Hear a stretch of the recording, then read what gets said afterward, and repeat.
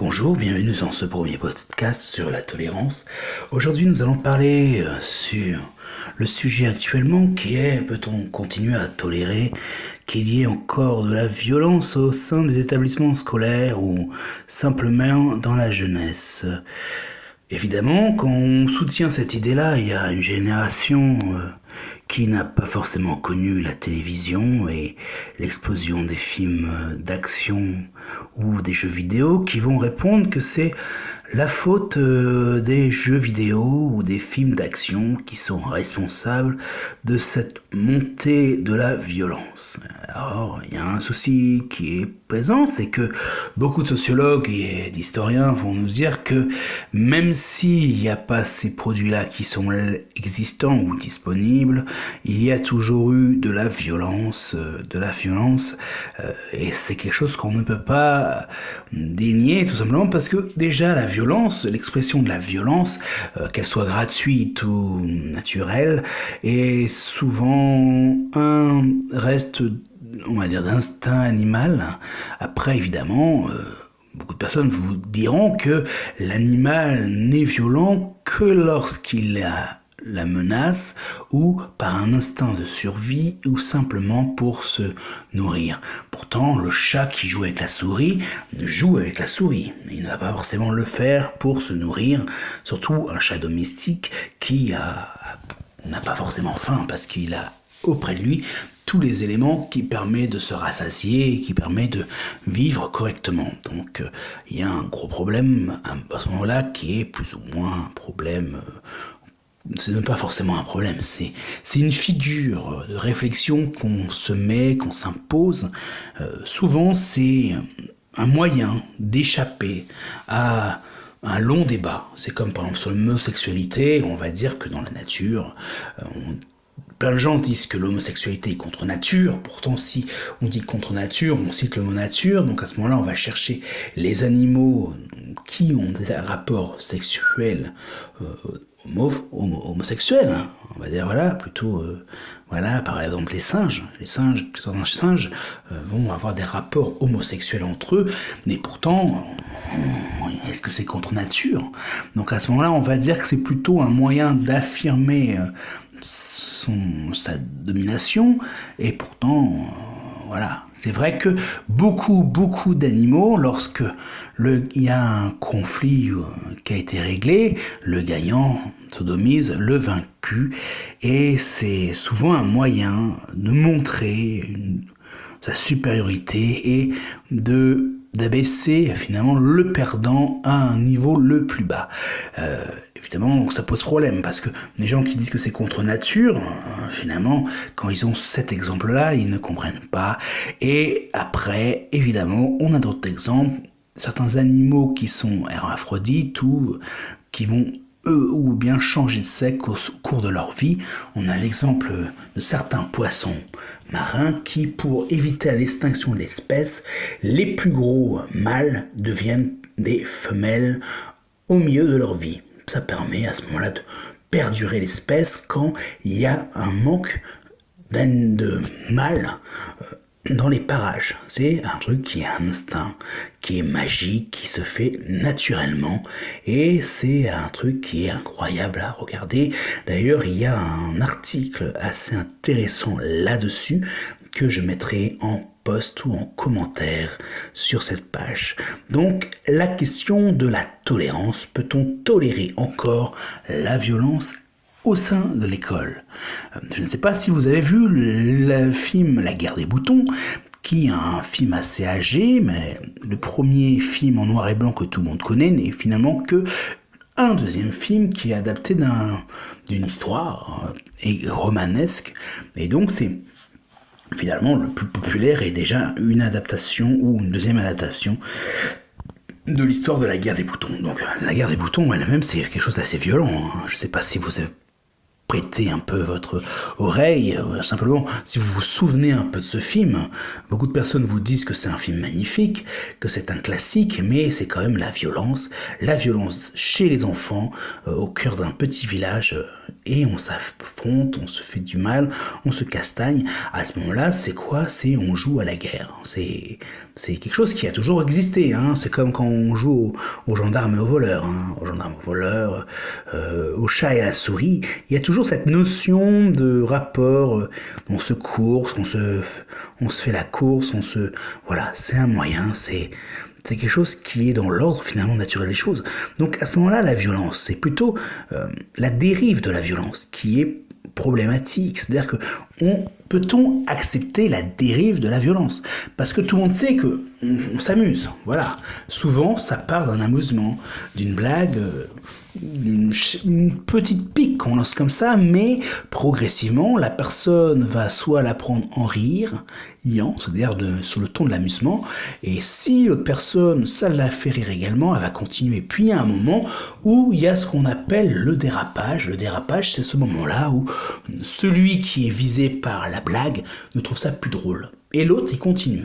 Donc, il y a à ce moment-là un changement des rôles, on n'est plus sur une équité entre les deux personnes, mais on arrive sur un rapport de dominé-dominant, et c'est à ce moment-là que quand on est dans un rapport dominé-dominant, il y a un malaise qui va arriver, qui va s'entretenir, qui va déboucher soit sur un rapport de force, c'est-à-dire que le dominé va dire ça suffit et il va réagir par la violence, ou bien il va faire le contraire, se retrouver pris au fin fond du groove, et vu que toutes les autres personnes de l'entourage du dominé ou du dominant voient que cette personne-là est, on va dire, une personne qui est sympathique, elle ne dit rien, on peut lui faire toutes les blagues qu'on veut, et donc c'est ça, finalement, c'est comme ça que rapidement arrive, on va dire, le côté un peu pestiféré de la classe.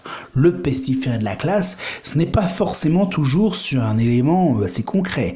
Au début, c'est une blague, la blague progressivement va se transformer en une boutade récurrente et quotidienne, et la boutade récurrente et quotidienne va devenir finalement une insulte, mais souvent il y a un côté méchant, mais aussi un côté, c'est notre pote, enfin, on s'amuse, mais celui qui supporte ça ne s'amuse pas. C'est-à-dire que lui-même ne s'amuse pas.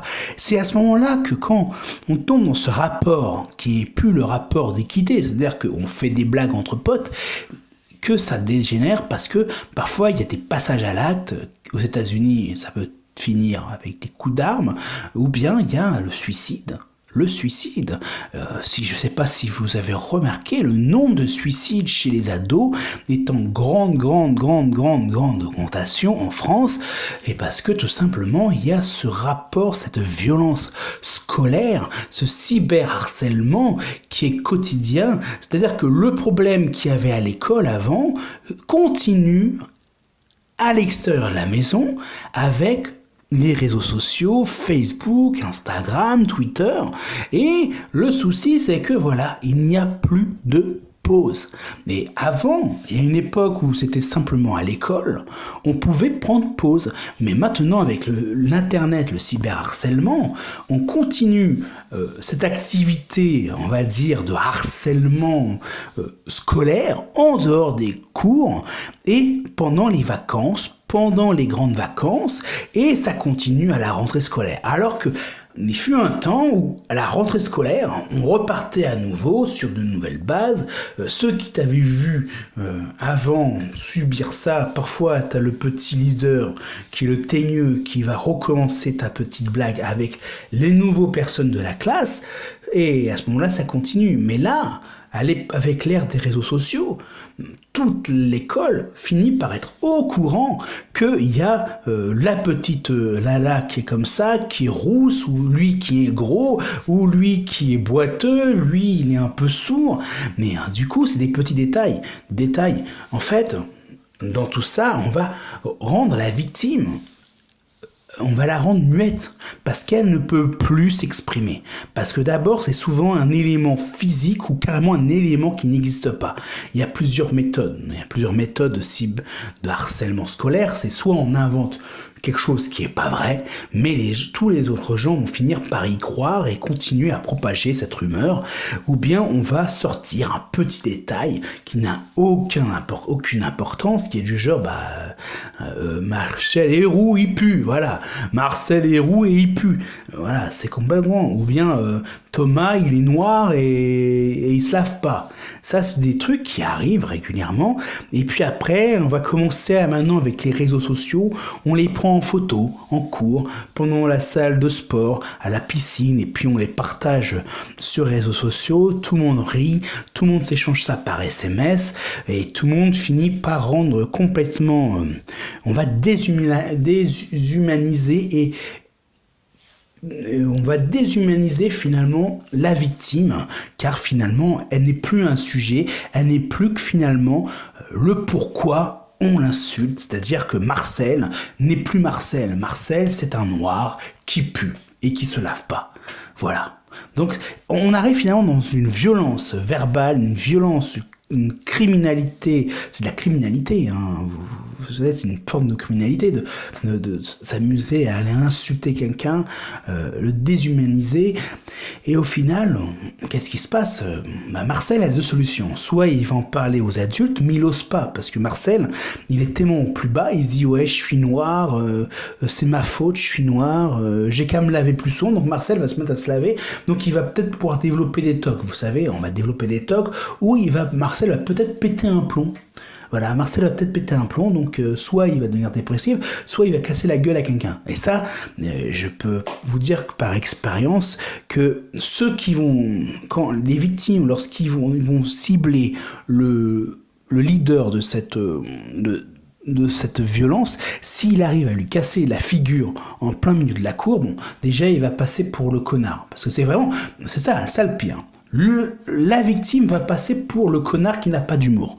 Parce que il a arrêté d'accepter cette blague. Hein. Mais les autres vont dire, mais pourquoi t'as réagi comme ça? C'était une blague, on s'amusait. Oh, tu casses le trip, c'est plus drôle. Ah oui, non, ça n'a jamais été drôle. Hein. Dire que Marcel est noir et qu'il pue, ça n'a jamais été drôle 5 minutes. Hein. Peut-être la première fois. Ah oui, mais c'était un propos assez raciste. Mais le problème, c'est qu'il ne voit même plus où est le propos raciste. Parce que finalement, on a déshumanisé Marcel. Et je peux vous dire une chose, lorsqu'on déshumanise quelqu'un, on le soumet à quelque chose qui n'est plus possible. C'est-à-dire que Marcel, finalement, il n'existe plus. Marcel, c'est simplement un noir qui pue et qui se lave pas. Donc voilà, c'est le mot de la fin sur le harcèlement scolaire, sur la violence. Peut-on la tolérer? Et j'ai envie de dire, on ne devrait pas la tolérer tout simplement.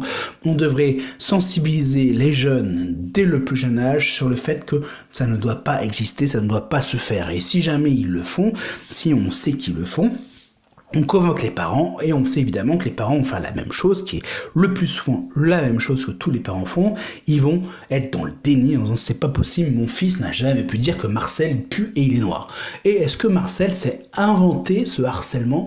Je pense pas, parce que s'il se l'est inventé, peut-être que Marcel est malade. Ah oui, mais on préfère dire que la victime est malade et est un menteur que de reconnaître qu'il y a un problème qui est que il y a des petits cons.